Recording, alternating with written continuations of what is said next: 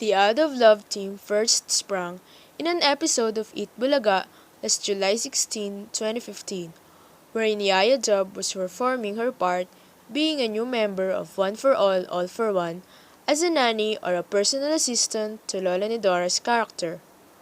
While she was performing, she got conscious and obviously on kilig when she saw Alden Richards watching her as she dubbed some famous lines on media.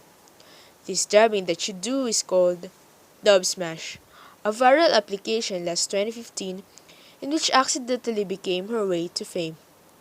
Because of this, Aldub was formed and officially became the part of One for All for One called Caliceria. Their love story just happened on a split screen and used Dub Smash as their mode of communication. Their story wasn't just simple, as many challenges came their way. There are the antagonists like Frankie Arenoli, Doris, and other kidnappers. Alden undergone many trials to pursue Yaya Dub, which is mirrored to our value that is also a Filipino way of pursuing a lady as well as the pursuance of her family's approval and blessings. Aldub's signature wave became popular and it is called Pabebe Wave, a deviation of a beauty queen's wave gesture.